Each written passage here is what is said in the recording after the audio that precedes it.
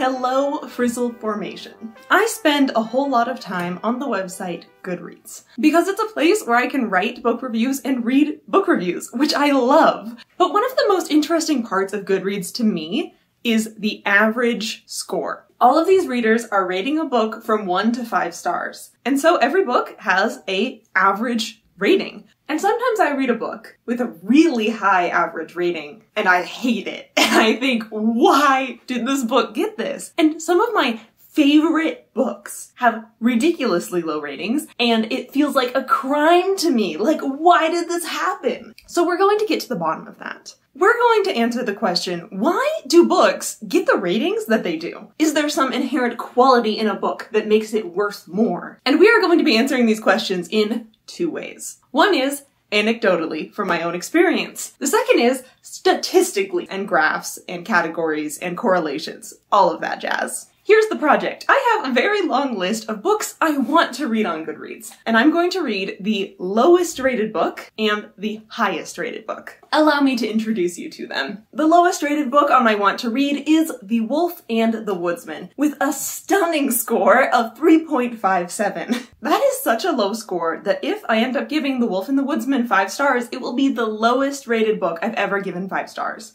It is the bottom of the barrel in terms of star ratings that I read. But I'm really excited to read this one. That's why it ended up on my want to read. It's been recommended to me specifically as a book that has really interesting themes of philosophy and religion and the relationship between 2 people that don't always get along, which are all things that fascinate and intrigue me in books. So I'm really hoping that this one's gonna be a success. And the highest rated book currently on my want to read is Project Hail Mary, coming in with a score of 4.52. Honestly, this one I'm a little less excited to read than The Wolf and the Woodsman. And the reason for that is this is by the same author as The Martian, which I liked the science parts of it a lot, and I love the movie of that book. But like, the jokes didn't always land for me. This book is really highly rated, lots of people love it, and the only complaints I've heard about it is that it's sometimes too science experimenty. But I know for me, I like the science experimenting. So here goes. So, I've read these 2 books now. What did I think of them? I read them back to back, but first I did The Wolf and the Woodsman. The Wolf and the Woodsman is haunting and enchanted. It's a low fantasy book inspired by Hungarian and Jewish folklore. In this world, there is a pagan village where our protagonist 𝐂𝐸𝐄𝐏 is from. And every year, this village has to give one of their magical women to the king as their taxes. And this woman is collected by the evil woodsman. 𝐂𝐸𝐿 is the one taken. And it's about her story traversing the kingdom with this woodsman and trying to find an alternative solution to this magical woman as taxes problem. So let's talk about the pros of this book and then the cons. The pros is the relationship between 𝐂𝐸𝐿, our wolf girl, and Gaspar, our woodsman.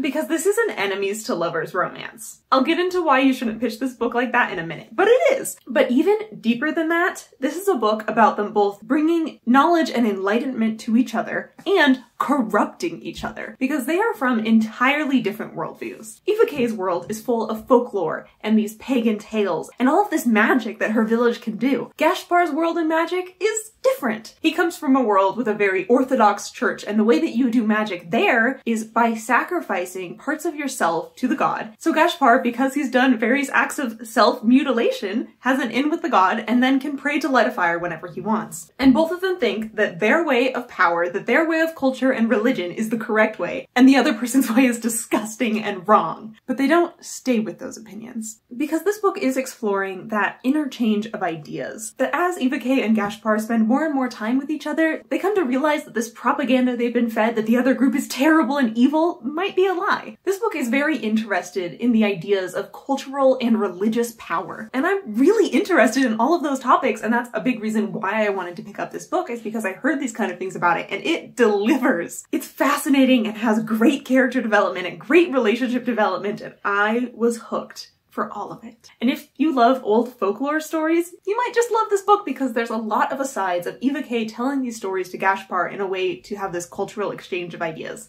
So now let's get to the cons of this book. The pace of this book is maddeningly circuitous. Let's take, for example, the romance. In all good romance stories, you'll have triumphs and setbacks. But for this romance story, it's like they're trying to stab each other and then they save each other's life, and then they're trying to hurt each other, and then they're insulting each other, and then they're happily snuggling and complimenting each other, and then they're trying to kill each other, and then they're saving each other's life, and it just keeps going around and around and around until it kind of feels like it almost accidentally lands on a stable relationship. For a lot of this book, it's very hard to ship them because they do fundamentally disagree on a lot of things and make that very known to each other. And a lot of that circling of the romance is also because neither of them super wants the romance at any given point, but they're just kind of falling into it, and then maybe one of them wants it, but now the other one doesn't want it, and around we go. And the same kind of pacing problems is true for the larger plot of this book. It's very easy to lose track of the big goals that these characters have because they're always getting sidetracked to different little things. And sometimes they succeed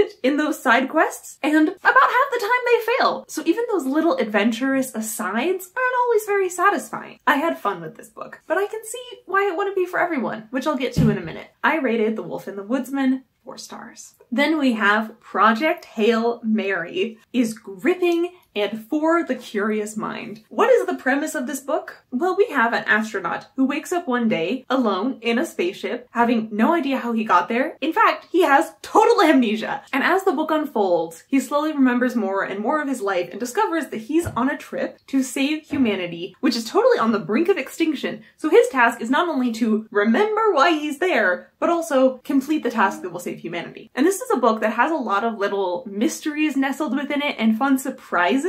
So anything past that is honestly a spoiler that will change your experience of the book. But rest assured, if you're a little bored at the beginning, it does get more exciting pretty quick. So what are the pros of Project Hail Mary? Unlike The Wolf and the Woodsman, the pacing here is top-notch. There's just the right balance of an emergency happening every now and then, and time to decompress and process what we've learned. Like, I think this might be one of the best paced books I've ever read. It's just on point. There's always a new mystery to solve. And when I say mystery, I mean like, not like a murder mystery, but like a science mystery. Like, how are we going to solve this physics problem? Because this book, it's got a lot of science in it. I don't think you have to be a big physics nerd to enjoy this book. If you like that kind of goofy science experiment problem solving, then you'll like this book.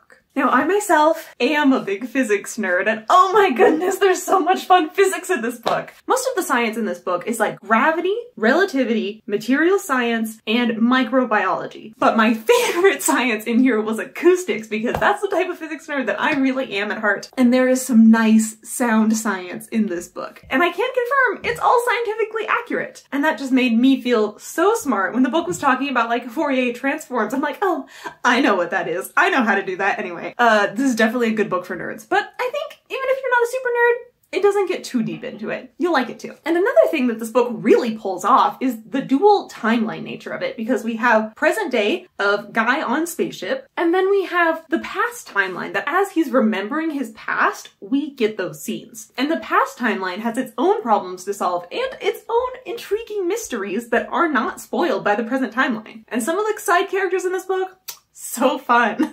Okay, cons of this book. If you don't like the science stuff of Mythbusters type science at all, then you're probably not gonna like this book. I've also seen a negative review of this book of someone who didn't think the science was accurate enough. So like, remember that you're not reading a textbook. It's sci-fi, okay? Okay. But what was the biggest con for me? Sometimes immaturity of our narrator, in both that the humor didn't often land for me, and I also felt like this narrator was avoiding his emotional problems instead of dealing with them, which is the dealing with emotional problems is what I really love to read about in a book. So in the end, I gave Project Hail Mary 4 stars. But Project Hail Mary is certainly easier to recommend to people. Like, I'm more sure that more people are going to like it, which is somewhat reflected in it having a higher star rating, which I'll talk more about later in the video in my conclusion section. But like, for Project Hail Mary, all I have to do is ask someone, did you like the movie The Martian or maybe the TV show Mythbusters? And if they say yes to any of that, I can hand them this book and say, have fun. But for The Wolf and the Woodsman, if I was trying to figure out if someone would like this, I would say, how do you feel about slow-paced books? Are you okay if the book takes several asides just to tell you like a folk tale for a whole chapter? Are you interested in the topic of religious power and philosophies? Are you interested in the topic of how cultures evolve and transform and influence each other? And are you okay if your love interests at the beginning are like genuinely trying to kill each other?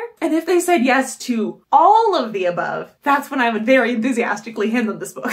So in conclusion, for me, these books tie. But Chloe, don't you have to rank them? You rank them. Okay. I'd rank The Wolf and the Woodsman higher than Project Hail Mary, because that's the one that I want to analyze more. Project Hail Mary was fun, but I don't have any desire to make a full video reviewing it. And for me, that's part of my enjoyment.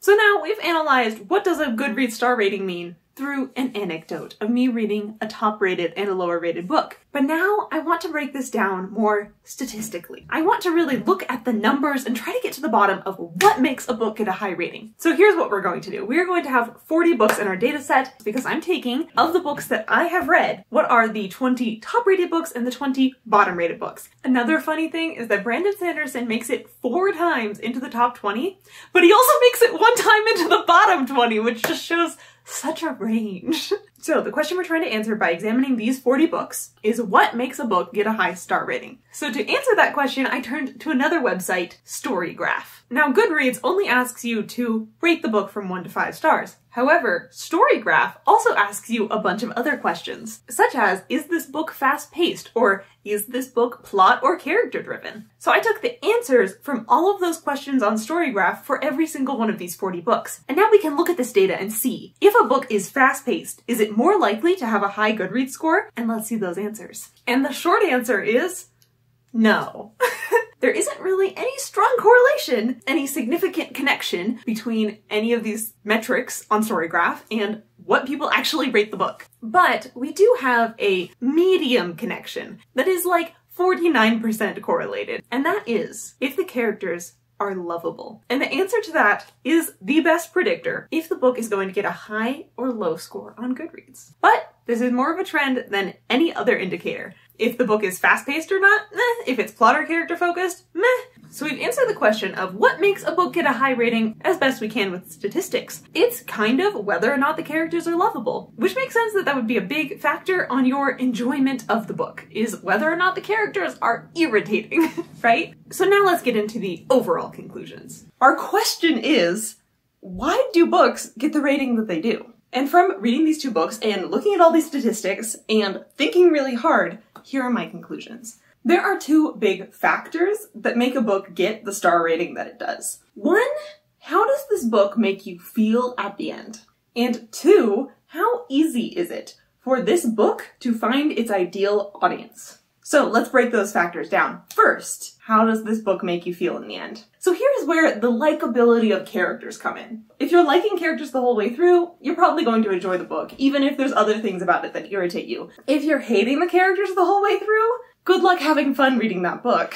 Obviously, it's possible. Even in my own top 20 and bottom 20, we had some outliers like that. And 2, is the ending one that leaves you satisfied? Like, how are you actually feeling about the book at the end of it? And the next factor, how easy is it for this book to find its target audience? I believe that any book has an audience that will give it 5 stars. Any book on the planet, there's going to be someone. And for them, this book is the perfect book, exactly what they needed to read. And if a book was only read by those people who were the 5-star readers for that book, well then it would get perfect 5 stars, right? So how easy is it for a book to find its target audience? What goes into that? So if a book is written in such a way that it has a wide audience pool, that group of people that will give it 5 stars is bigger because it's kind of an average book in the way that it tells its story, then it's going to be easier for it to find that perfect audience pool because the pool itself is wider. And next, the biggest factor here is how the book is marketed. Because even if a book has the biggest audience pool and so many people would love it, if it's marketed to the exact opposite people, then all of its readers are not going to give it 5 stars. Like if you've written the best romance ever, and then it's marketed as an action thriller,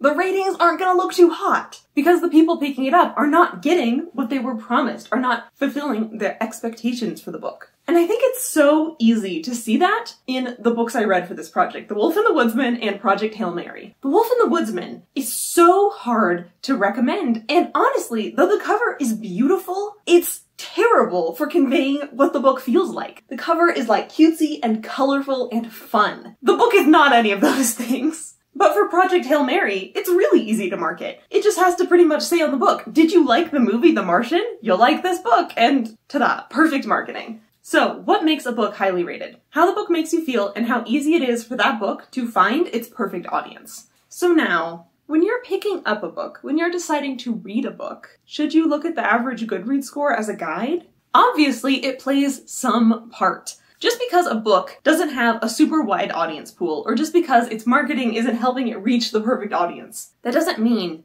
that I'm not the perfect audience. And that doesn't mean that you are not the perfect audience. I really think that readers need to look beyond just the average Goodreads score. The average Goodreads score is a fairly nice indicator of how wide the appeal for a book is. But that doesn't necessarily mean if any individual person is going to love it or not. Thank you so much for watching, and a big thank you to my patrons. Now, if you want an extended version of this video that goes deeper into the statistics, along with other bonus and extended videos that often go deeper into statistics, those are available to my patrons right now, and you can find that in the links in the description.